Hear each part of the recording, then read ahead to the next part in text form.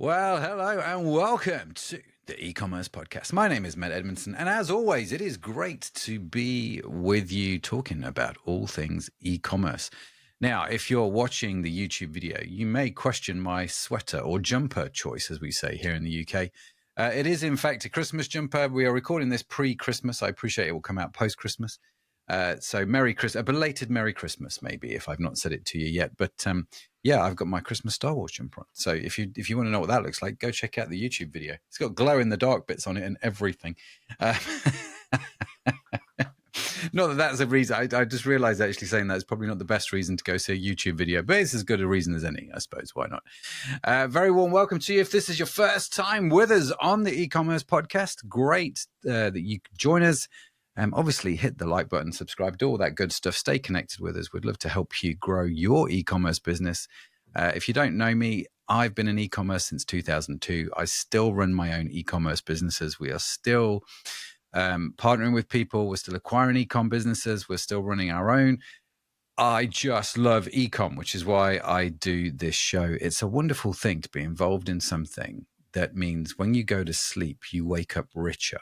It's the most extraordinary thing. And I quite like e-commerce, and it's just been so cool in so many ways. So wherever you are on your journey, you're welcome here. That's for sure. And hopefully you'll find some insights and nuggets, especially from today's guest, who I'm going to introduce in just a second. Welcome back to the show if you're a regular listener, by the way. And all the cohorters, we've got a lot of cohorters now. If you want to know what cohort is, then go check out the website, ecommercepodcast.net.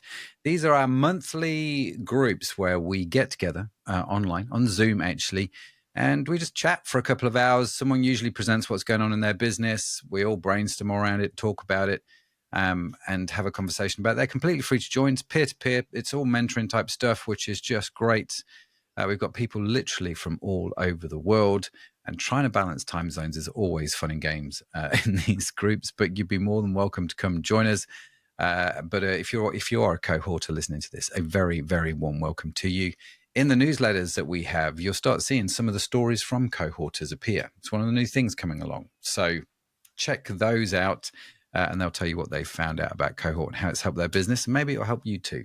But yeah, all that's on ecommercepodcast.net. Right, Matthew, welcome to the show again. Part 2, sir. Dun, dun, dun, dun, dun.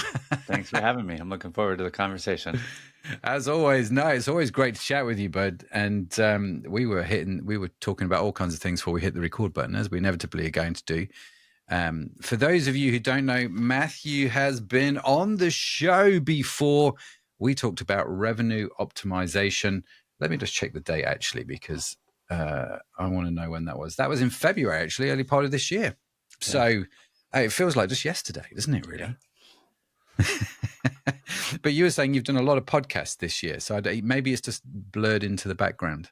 No, I remember it because I read the newsletter too, and so keep up with you and what's going on, and yeah, I really enjoy it. Yeah. No, it's good fun. It is good fun, and we connect on LinkedIn as well, don't we? Quite often.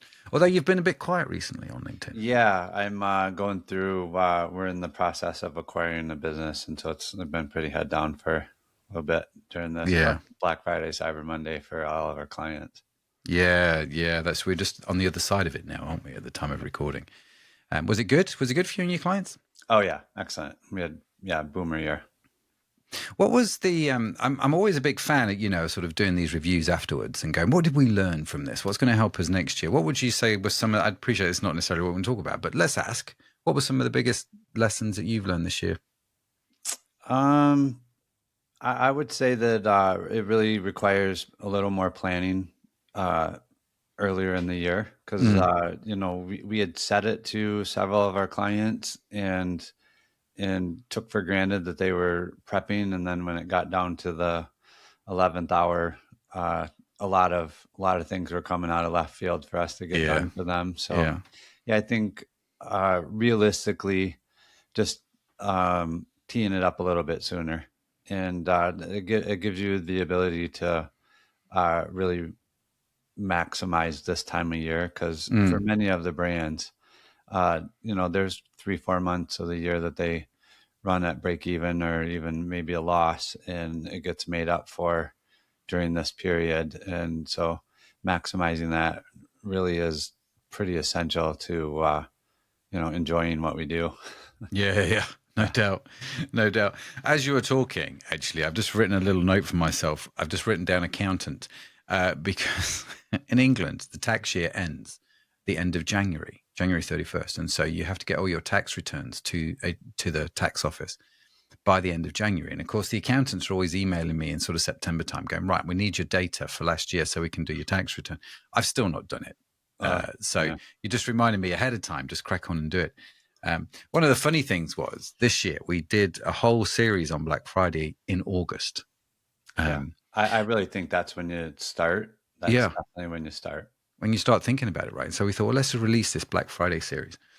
And the amount of people that have said to me, oh, Matt, I listened to it, but then didn't do anything. And I wish I had now.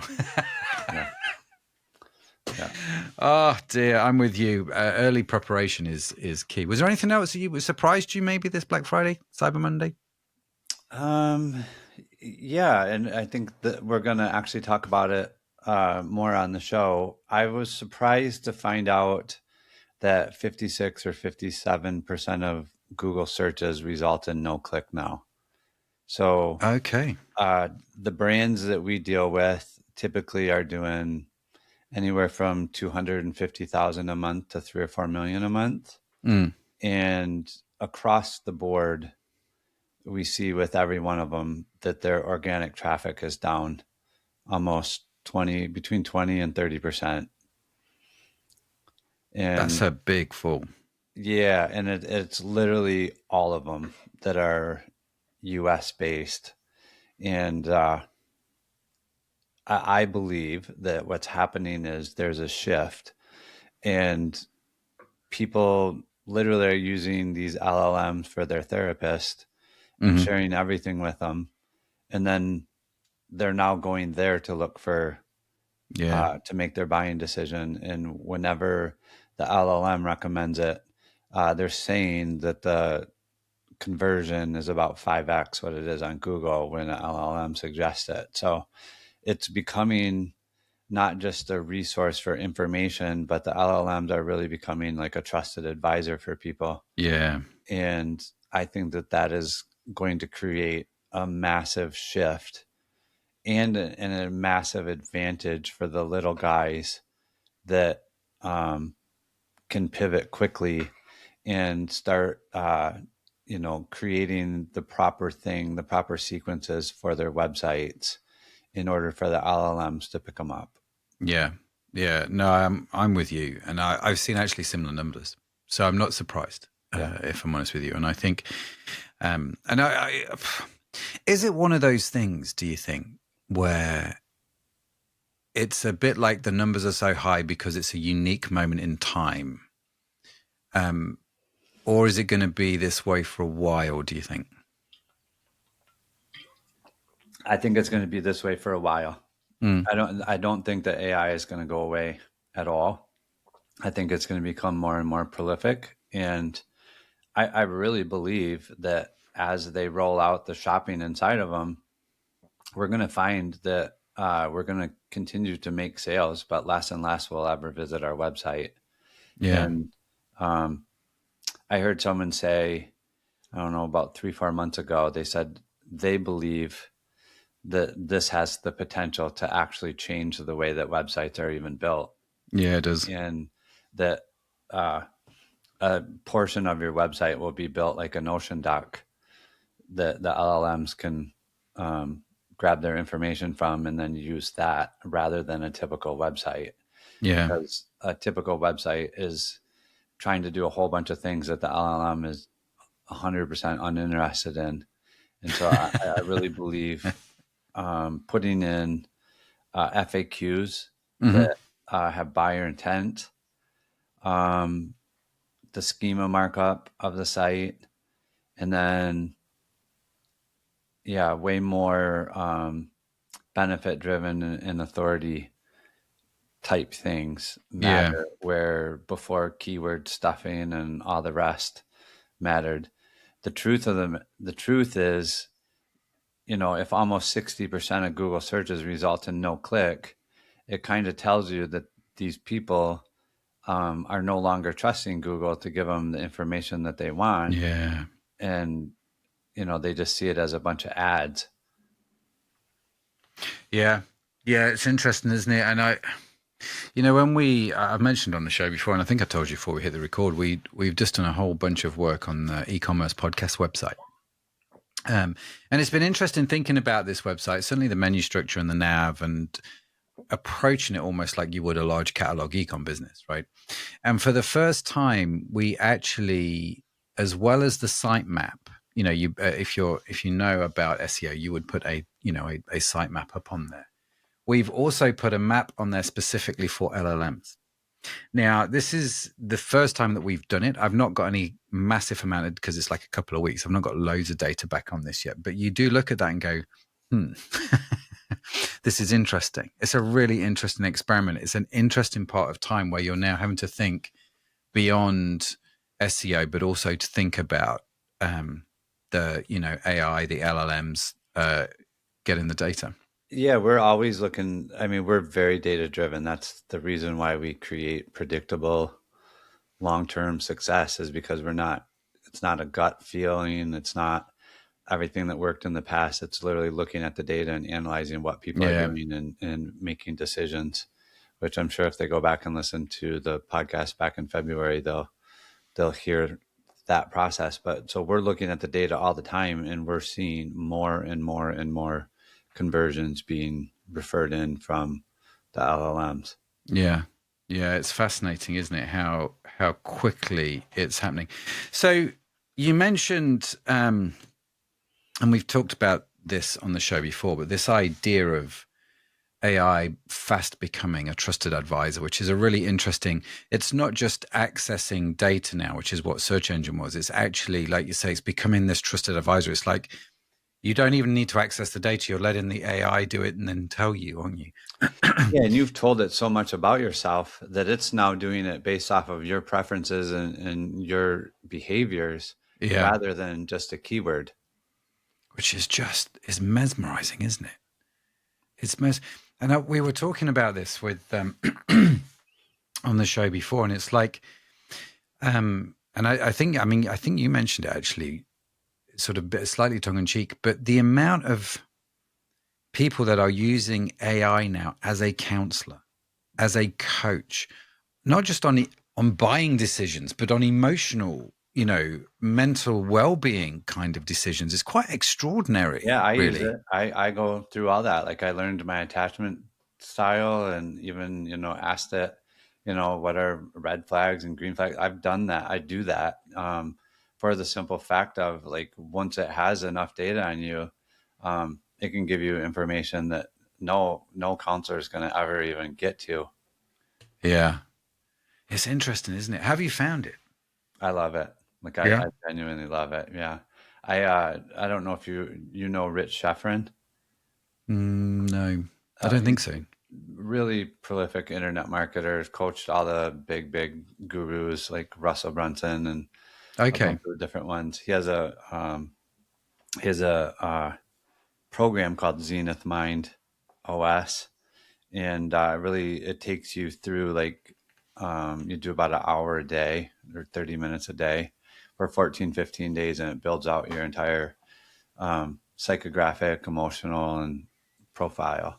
Yeah. And I've used that, in multitude of ways that it's just been, it's been life-changing.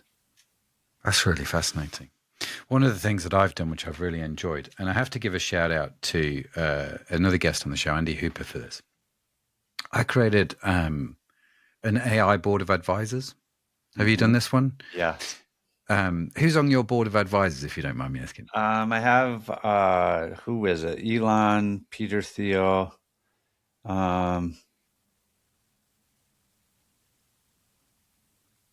Warren Buffett, and there's two other ones. One's a psychologist from California, and then Naval Ravikant is the other one. So, fascinating. Yeah, there's 5 of them in there, and so it has the emotional component as well as the business, and then and Jim Collins. So okay, good choice. so there's 6 total. Yeah, how do you find it? It's really good. Like I said, going through the acquisition right now, I just asked what they would do, and it was really funny. They created an entire plan of like the first 6 months on how to show up and what meetings to run, and then gave me a chart and literally that I can check off and work through it. So it's really like it's pretty epic. Yeah. Brought up several things that I just wouldn't have thought of, Yeah. and just by having it bring that to my attention, it shortened. Well, I was able to address it before we even took control. So it's yeah, I think that anyone that's not leveraging it is doing a disservice to themselves. Yeah. It's probably worth saying if you have no idea what we're talking about. This is where, I mean, I don't know what your AI of choice is, but I do this on Claude, right? Yeah. And I have a project on Claude which acts as my AI board of directors. And on my board, like Matthew, I have various people, various figures. Steve Jobs, of course, I have Jeff Bezos from Amazon, when thinking about e-commerce and stuff like that. You have various people on your board, Warren Buffett, etc. And you ask the board, in effect, questions. You can either ask a specific board member or you can ask everyone. And the thing acts as though it's sort of talking to each other, doesn't it? It's like you see conversations pan out between Jeff Bezos and Steve Jobs on screen. And it's insanely insightful. Yeah. Was the thing that I realized was like, this is really clever. And actually, I don't know how you found it. It was very brutal with some of my ideas. Yeah, but that's what I wanted. Yeah. I would much rather make the mistake in planning than in execution. Yeah. No, absolutely. So it's one of those things. I think if you're running a business, I'm not saying it's the be all and end all. I'm saying it's a form of, how do I use it? I use it to help me think outside the box, and I use it to help me think creatively. Yeah, And I call it my strategic thought partner. yeah, So that's exactly it. essentially, it's just there to create more awareness because we all have blind spots, and that's why they're called blind spots. And so, having that strategic thought partner brings up things that aren't going to be naturally in our thought process. And when it happens, then you're like, oh yeah, I hadn't thought about that. That's important. Yeah, really important. Yeah. So yeah, check out. Go and enjoy having an AI board. So, I mean, we're getting to the stage now where, like you say, AI is becoming quite quickly a trusted partner. And so you mentioned how you're seeing 5 times the conversion over Google from LLM traffic. What are some of the things that you and your, because I appreciate you're not an expert in this. I'm not an expert in this. We're all playing, right? It's because it all anybody changes. that claims that they are, they may be for 90 days, but then when they do an update and it all changes, it's a matter of, I think my intent with it is that I'll just keep on iterating month after month, and eventually there will be some sort of foundational level that will be able to build off of. But for a while it was like, oh, just get go into the forums and Reddit and get on the threads in there, and all of a sudden the LLMs pull you. But then Reddit made an update, and now all of a sudden it's not the place to be, and so like a whole bunch of different things are going to constantly happen. And so I think anybody that says they're an expert right now is probably trying to sell you a course, because the truth of the matter is what's working right now may not be working, and probably most likely will not be working 90 days from now. But if you wait until everybody else has it figured out, I think you're going to get rid of the lion's share of the advantage that you have by being an early adopter. Yeah, I totally agree. I think it's one of those. I think there's two mechanisms that I'm really curious how AI is working right now. One is, like you say, on the search. So the people using it to find out and do research on products, and how I, from an ecom point of view, how I figure that out. Obviously, it's got its perks in terms of helping me create content, things like the AI board and stuff like that. But as well as the search, the area that's really intriguing me at the moment is in the area of coding. and using AI to help you understand technical aspects of it is starting to level this whole playing field in quite dramatic ways. And I'm really interested because I used to code years ago when we first started out in ecom, and then I quickly realized there were way better coders than me, and didn't code for a long time. But I have played around with AI in terms of both the coding and in terms of, trying to be found by the LLMs when searching. And it is extraordinary, and I think there are some incredible things that you can do there now, that just they blow my mind in so many ways, the technical advances that we can now start to create. So we're starting to lose, I think, the excuse for the technology. Yeah, I have some friends that have created some really cool, useful little apps by using the LLMs that complement their products. Yeah. And they give these little apps away for free that are super high value, and it's ended up helping them make a lot more sales for their website because Mm-hmm. they can give away this free thing that they made that speaks directly to their consumer. Mm-hmm. And then it makes you, again, all of a sudden now you're doing something out of the box that, most of your competitors are not. So I agree. I haven't done that yet for any of our brands. But it was just shared with me last week, something I thought, wow, that's such a great way to actually think outside the box Mm. and use it, because most people go, well, I don't know how I'd use AI to sell physical products. Well, you can create these little apps that Mm-hmm. address a pain point that your customer has, and now you become their trusted advisor. Yeah, you do. You do. And it's one of those, I mean, I remember the first bit of coding I did. It wasn't long ago. Um, I needed to get something done on a Shopify site that we had. And rather than bugging people, I just went to Claude and said, "Can you write me some code that will do this?" And I knew enough to go back and forth with it to get what it was that I wanted. And it did it. Yeah. Bish, there you go, 30 minutes. And I've made an update to the website. If I'd outsourced that, they probably would have charged me 600-700 quid to do what I needed to do. And you're just kind of like, well, that's all right. Like I say, it's a bit of a level playing field, and I like to use the coding aspect of it for rapid prototyping. So I'm like, I think I want the site to do this, and I can get AI to quickly mock it up so Yeah. that when I talk to the dev guys, it saves them 3 weeks going back and forth with me trying to figure out what it is I'm trying to say. Yeah. That's been super helpful. What things have you found? I mean, you mentioned FAQ with buyer intent as a way that you've found that's working at the moment. What do you mean by FAQ with buyer intent?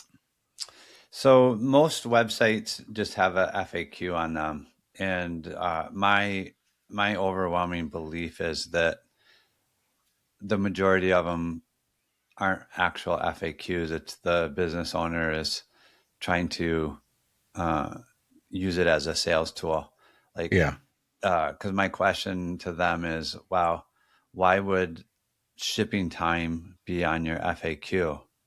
And yeah. they go, well, people ask that all the time. And I said, then that means that you're too lazy to put it on your website. Um, That's why we and have the notification bars at the top of the website. So. yeah, it's like, okay, if people are actually asking these questions frequently, then that's telling you that your website is lacking. Mhm. Why don't you go answer that question on your website in a clear, concise way? Instead of using your FAQ as a sales tool, use it as an actual um, hard to find or things that aren't clear that Mm. that it's necessary for, or now buyer intent questions that you can ask and answer inside your FAQ. So now we do that per product. Right. So some people go, oh well, we have hundreds of SKUs, and I'm like, yeah, but every site 20% makes 80% of your sales. So let's just start with those 20 products and create a specific FAQ that the LLM can read for that. Mm. And it's actually worked really well for us, where those are drawing a lot of attention. We're also seeding those with the different LLMs names. And so I believe that will continue to help and make it even more noticeable. So, if you don't mind me asking, can you give me an example of so people can picture exactly what you've done in their minds? Yeah, let me think of. I want to try to do it without giving away a client site. Um,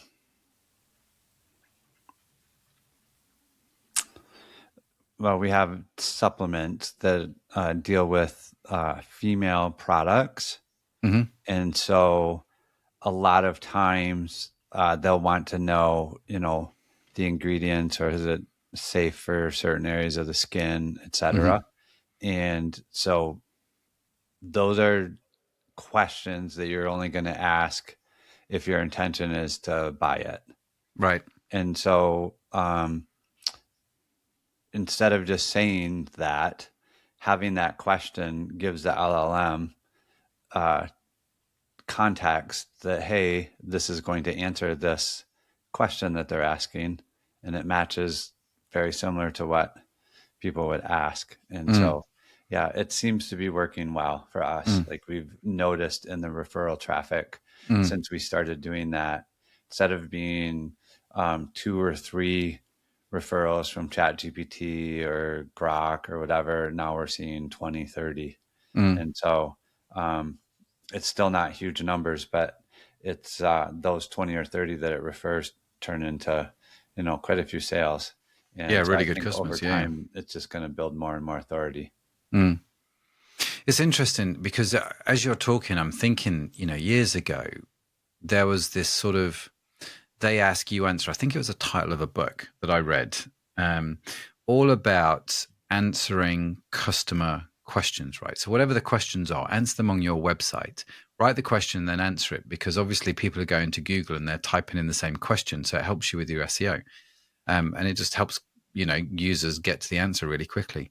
So what you're talking about here with your FAQs is doing that, isn't it? It's being really hyper specific with Per the product, questions. Yes, per instead product. of like, oh, this is who we take care of, because that's so broad. Mm, The LLMs want to be very specific. yeah, And so in order to bring back specifics, they're gonna recommend or use, they're gonna cite the sites that have done that for them.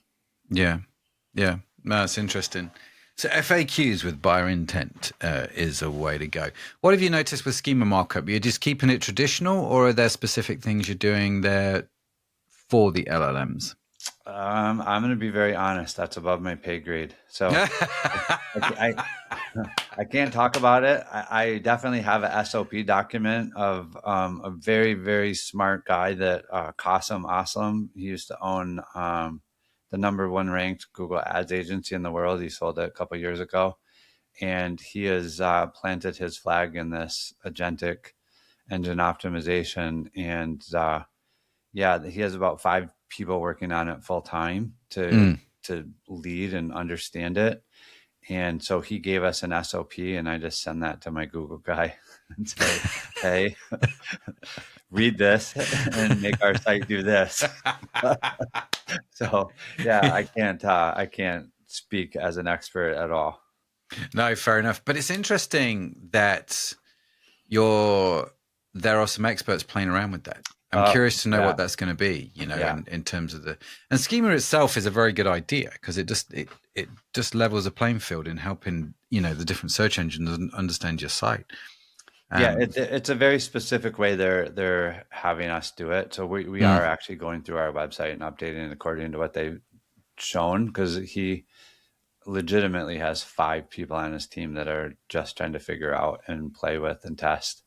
And he's the only one I know that anything he does is ridiculously good. And so he's the only one that I know that's playing and is that open minded, instead of mm, like, oh, this is what I figured out, I'm gonna go sell it.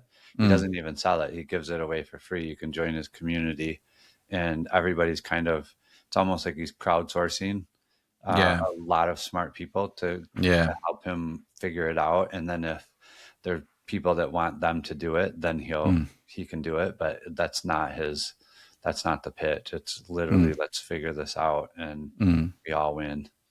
yeah. That's true. What was his name again? Qasim Aslam, Kasim Aslam.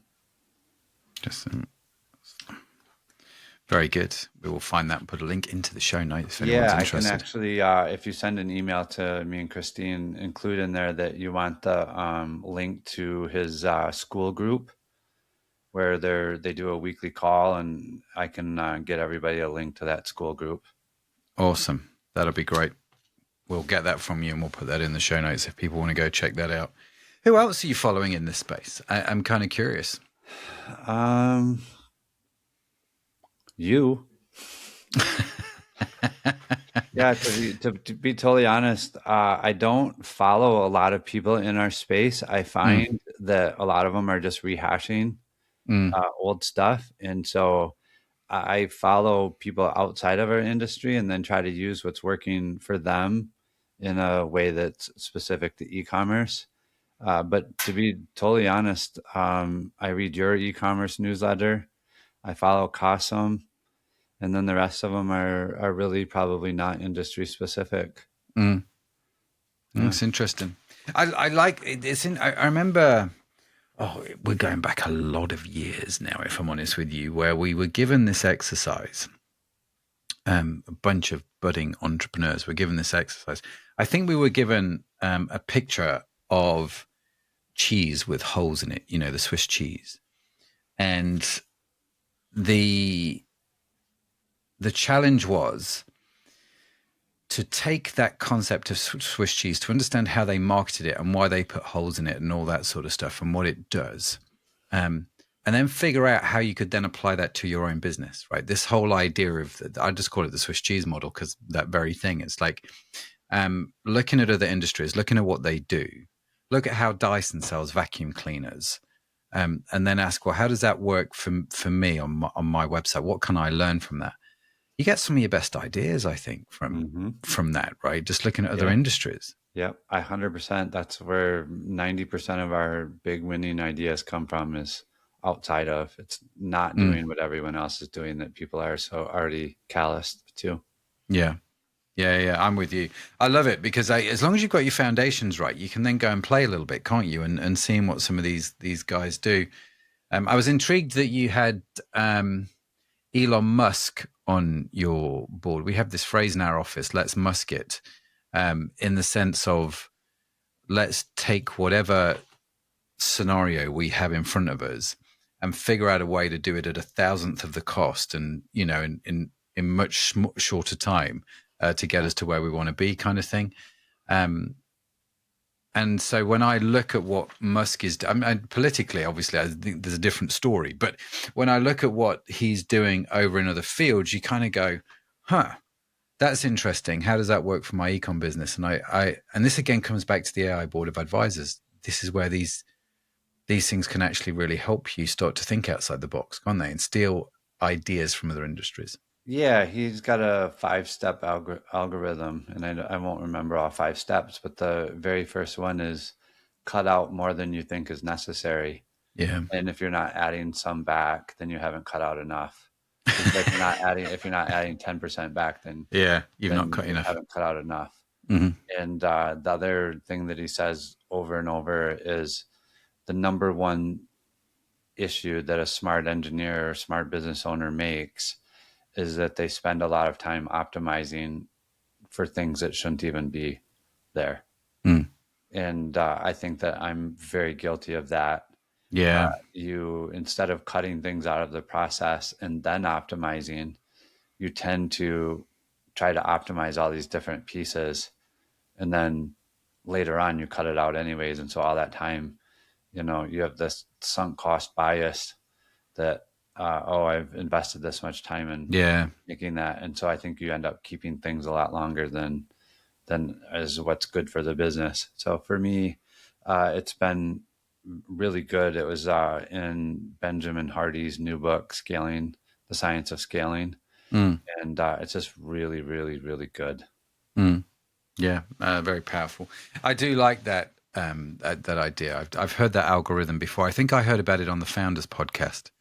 And he went through that, and I thought it was really quite an interesting idea. I mean, the man is successful. There's no doubt about it. Over the last 20 years, he has a track record of creating a multi-billion-dollar business every 4 years. I've not done one yet. I'm Yeah, close. and he's still running all of them. Like Yeah. it's insane Yeah. what he gets done. I wouldn't want Yeah. his life, but No. you Or his know, relationships. yeah, But yeah, no, you know it. but obviously what he accomplishes is absolutely insane. Yeah, no, absolutely. Agree. Where do you see it's going to go over the next 90 days? Where are the next 90 days, 100 days going, do you think? Um, well, like I said before we started recording, I truly believe that this shift to the LLMs is probably the biggest thing that I've seen in the 10 years that I've been in e-commerce consulting. Mm, I really believe that it's like the Google days of back in 2004 when you got mentioned, you got more traffic, so you made more sales, which meant you got more mentions, and it just like spiraled upwards. hmm I truly believe that for the little guys, this is a level playing field. That the only thing that is going to allow the bigger ones to outspend you maybe is if they take action sooner. mm, But what I've found is these big companies that we deal with, they know that they need to do it, but they don't do it because they don't know what to do. And so I think as we've helped our different clients do it, uh, I really believe that the little guy has an advantage of quick moving, mm, and it doesn't require loads and loads of work and time and all mm. these different things. It just requires like kind of like what you were talking about with your podcast. You know, you recorded a podcast every week for 5 years. I believe that consistent stacking month after month of doing the things that are required for it, that 6 months from now, your site's going to be cited in LLMs all the time. And those Mm. conversions are going to be astronomical compared to the normal clicks. Yeah. Yeah. Yeah. No, I love that. It is all about the consistency, isn't it? When it comes to this kind of thing, whether you're writing blog posts, doing videos, podcasts, whatever it is, it's all about consistency, and consistency wins every time. Yeah. Chunk it It's down. That's why, people always say, oh, what would you do? And I'm like, well, I would figure out something that's sustainable, because if you do it really, head down every day for 10 days and then you don't come back to it for 2, 3 months, that's not going to do you any good. It's much better to put in an hour every Monday and mhm. do the exact same thing and understand what you're doing and be consistent. I think Yeah. that shows up in results way faster than, these people that hustle. Mm. Yeah, I agree. I think it's the same. It's always been the same the world over. And I think I like what you say about the little guy. We call them, Matthew, we call them digital Davids, in reference to the David and Goliath thing. Um, how do you beat the giants, the guys with the big budgets, the deep pockets and all the resource? I think you have to play the game a different way, Mm-hmm. and you have to play the game in a way that works for you and understand what works for you. And like you, I think what's going on at the moment with the LLMs, with AI, it's giving you access to technology. It's leveling the playing field, and there's still a lot of unknowns, and you can really benefit from that.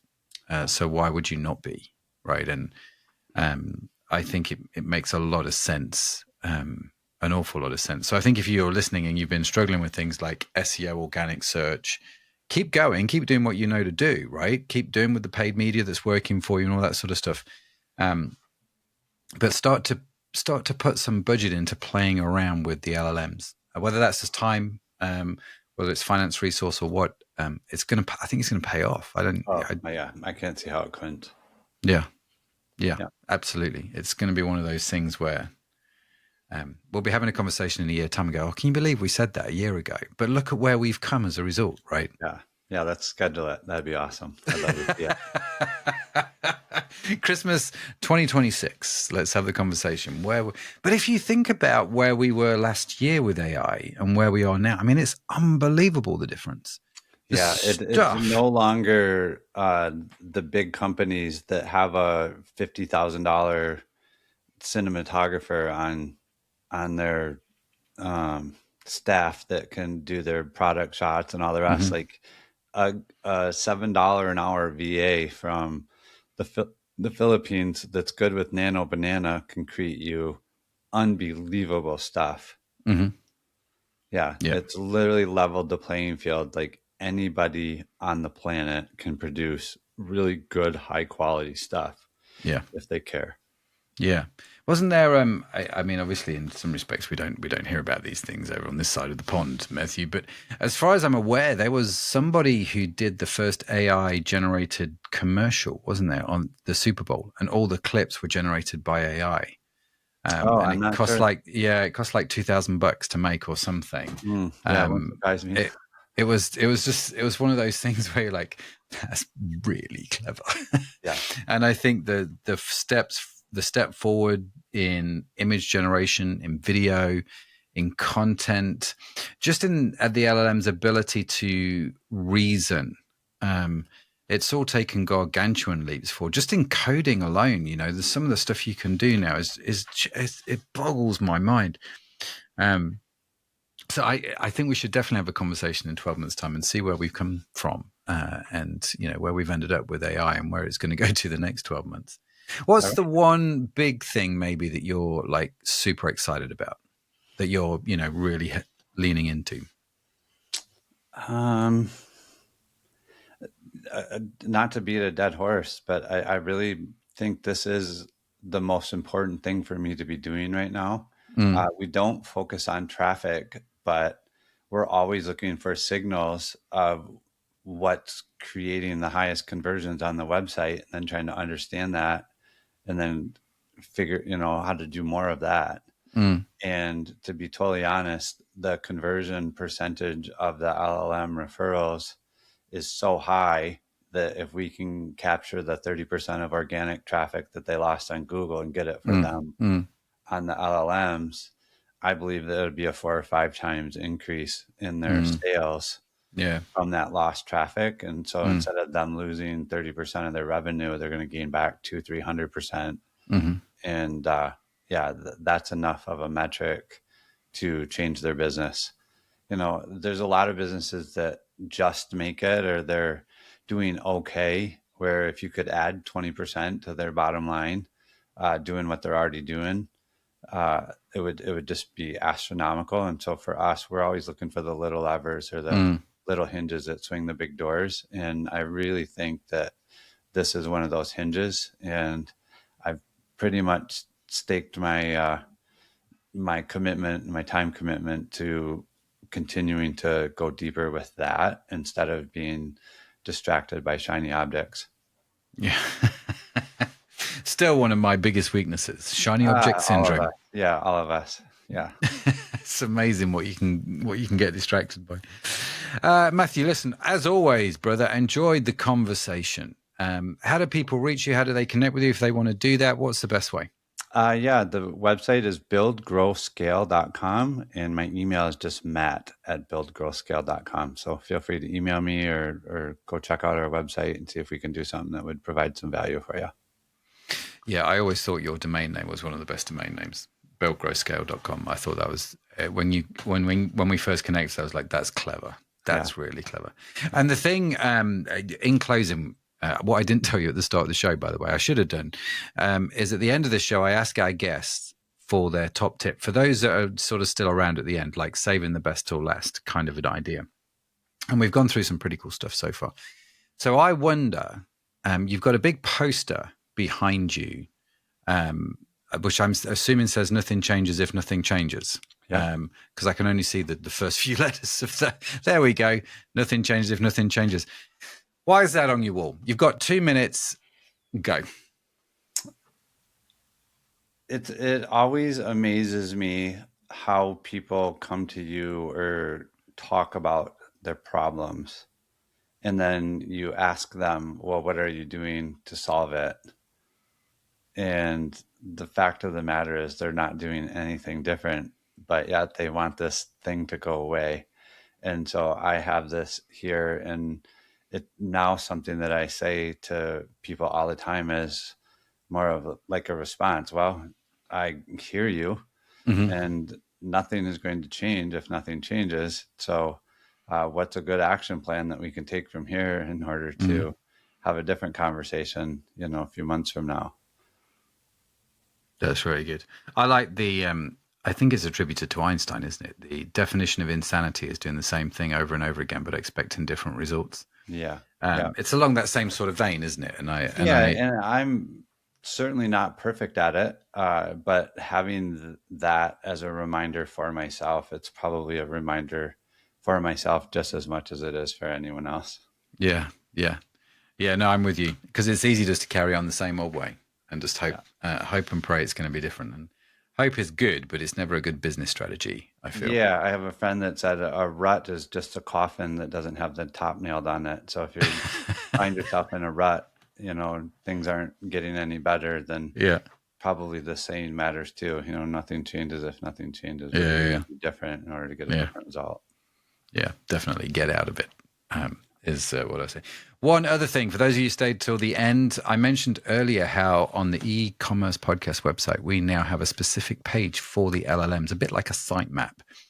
And if you want to go check that out, you can read it, ecommercepodcast.net/LLMs.txt. And you can see that there. Feel free to copy it because, everything's getting copied these days on the web. But yeah, that's starting to work really well for this site. So it may change by the time this podcast comes out, as we've talked about. But for now, it is there. So go have a look at it. Listen, Matt, I genuinely love chatting to you, man. I love connecting with you on LinkedIn. All the stuff you're doing is great. Thank you so much for sharing and letting us know where you're up to. And I look forward to our next conversation, reminiscing about this coming year, if that makes sense. Too. Thanks for having me. I appreciate it. Awesome, bud. Thank you so much for joining us, ladies and gentlemen.